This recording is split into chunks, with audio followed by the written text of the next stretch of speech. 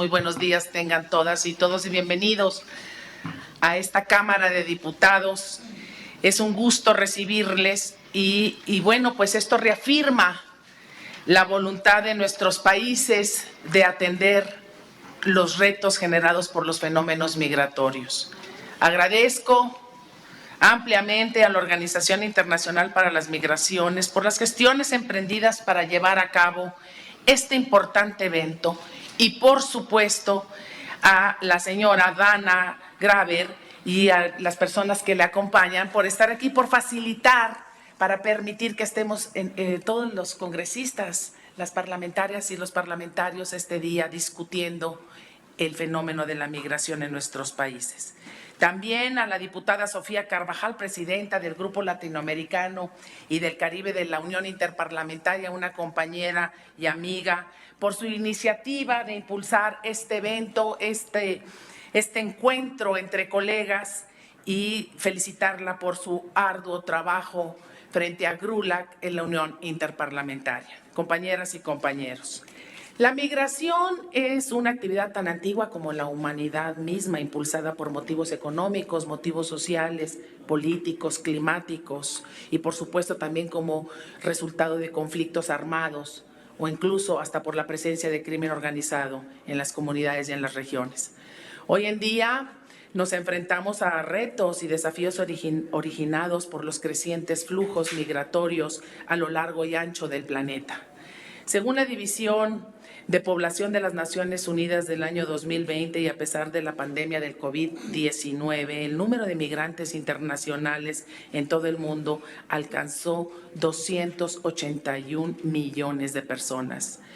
Durante el año 2023, en materia de migración forzada, 110 millones de personas abandonaron sus hogares huyendo de la violencia, pero también de los efectos ocasionados por los estragos del cambio climático, como las sequías atípicas, los incendios, los huracanes, entre otros fenómenos naturales. Porque de acuerdo al Alto Comisionado de las Naciones Unidas, ACNUR, y refugiados, la región de América Latina y del Caribe no es la excepción. Muchos de nuestros países en nuestra región se han convertido en origen, destino y tránsito ante el aumento del flujo migratorio irregular.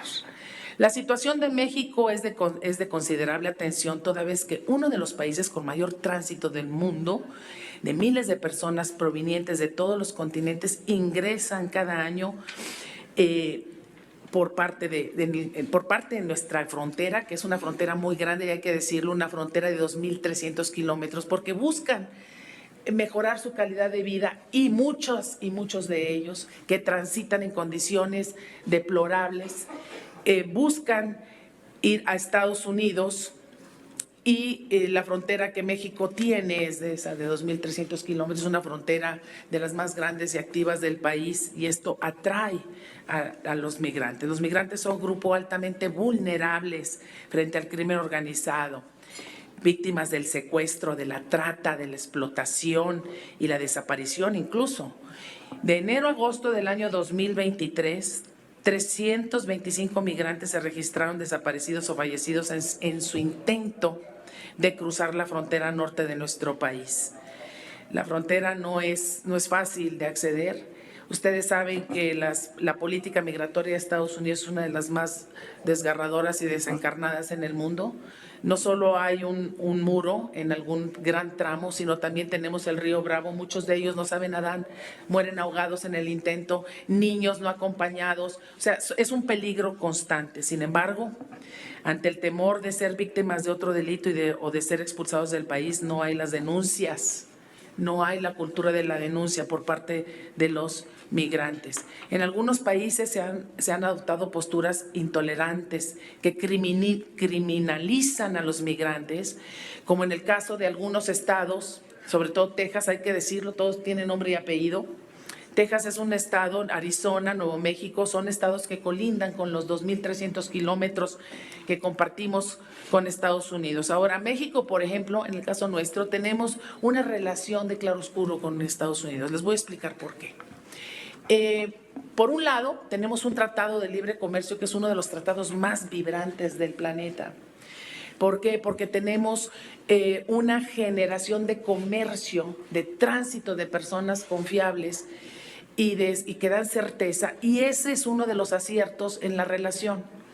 ¿Sí? La relación comercial, la relación de producción, de tránsito de bienes y de personas confiables. Pero tenemos irritantes en la relación, que es también el fenómeno migratorio y, por supuesto, de ellos hacia nosotros, el trasiego de armas, que aquí en México nosotros no tenemos segunda enmienda, no tenemos, la Constitución no nos permite ir a comprar a un menor o a un mayor de edad, ir a comprar tranquilamente armas a un supermercado o en alguna ferretería o en alguna tienda de armas especializada. En México no hay libre portación de armas. En Estados Unidos la segunda enmienda constitucional sí lo permite, y esto genera abusos de tráfico de armas a nuestro país, muchas de ellas que van a parar al crimen organizado.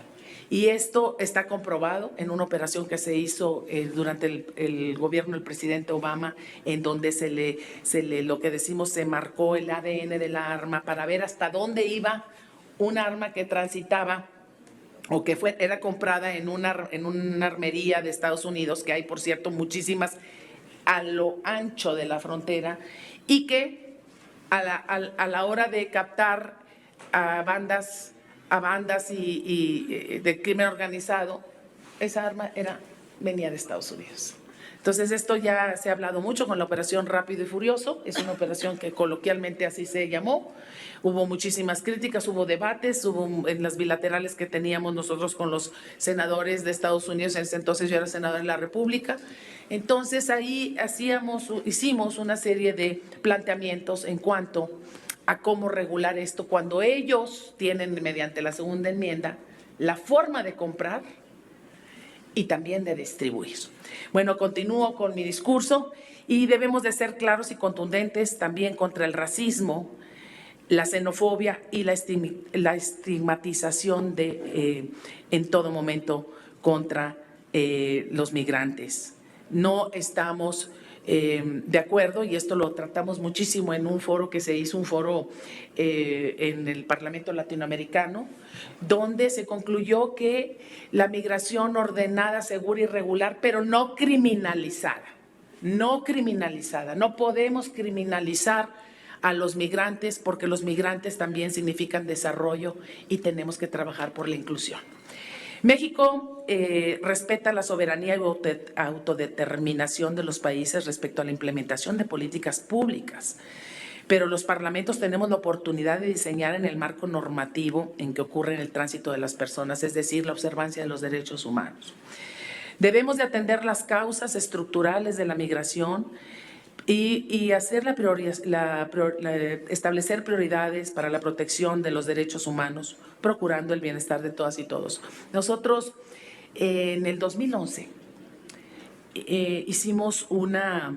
instrumentamos una ley, una gran ley de derechos humanos, y esa del 2011, que cualquier persona que toca suelo mexicano ya está protegido por los derechos y las leyes mexicanas.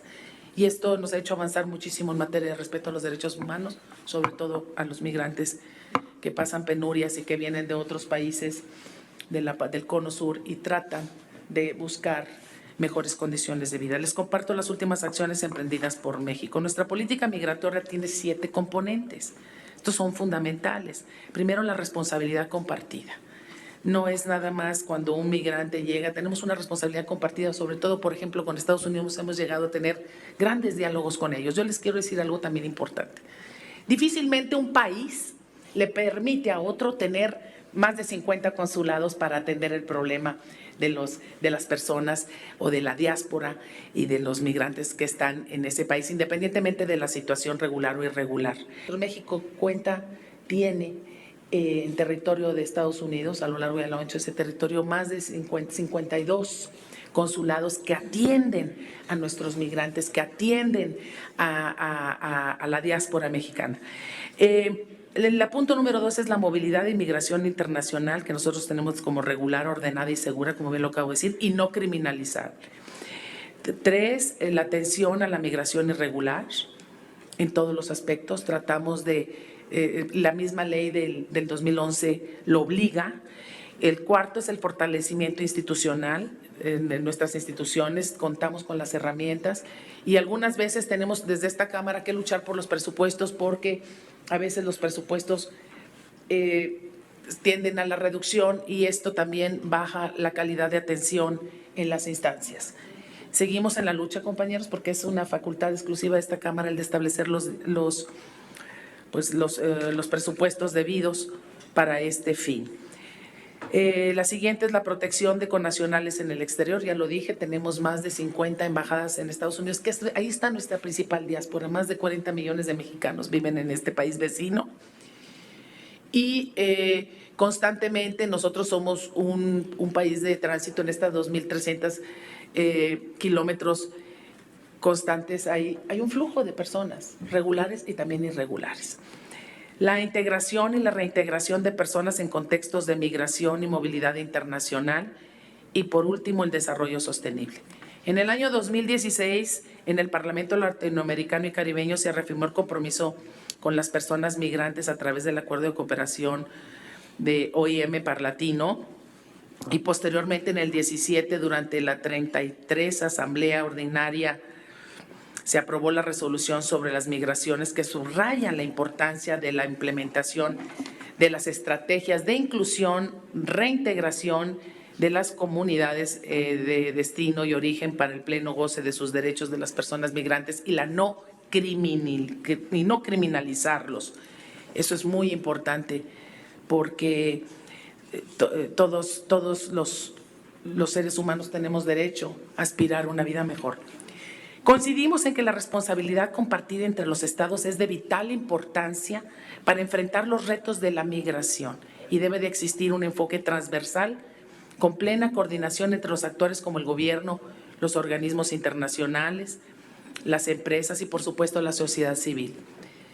En esta Asamblea del Parlatino nos permitió identificar las necesidades y acciones de responsabilidad como el Estado para que en el 2018 México fuera el promotor de la creación del Pacto Mundial para una Migración Segura, Ordenada y Regular, auspiciada por la ONU y adoptado por 150 gobiernos.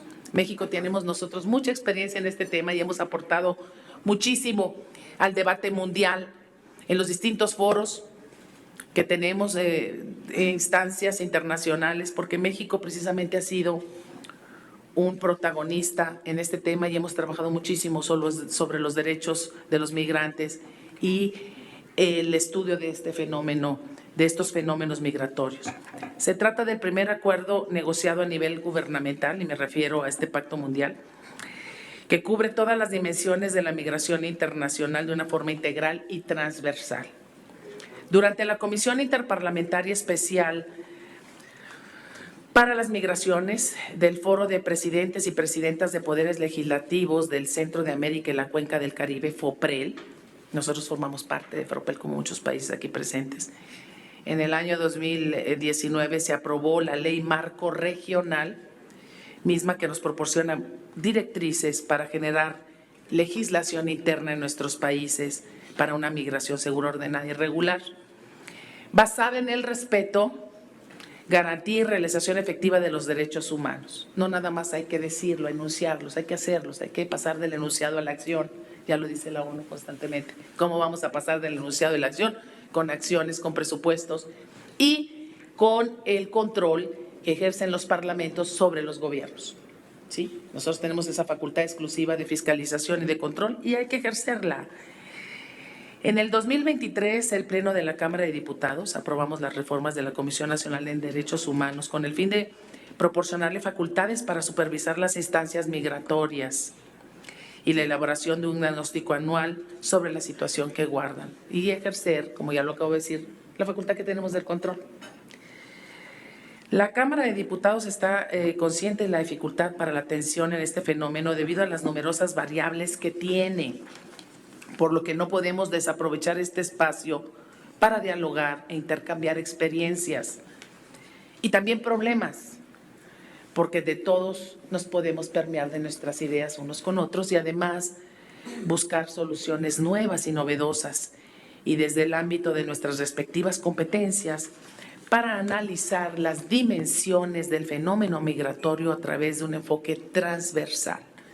Sean bienvenidas y bienvenidos todas y todos, colegas congresistas, porque estoy segura de que este encuentro encontraremos el camino hacia una más profunda y estrecha cooperación parlamentaria en la materia que hoy nos convoca aquí en la Cámara de Diputados en México. Enhorabuena, gracias por estar aquí. Muchas gracias, diputada presidenta.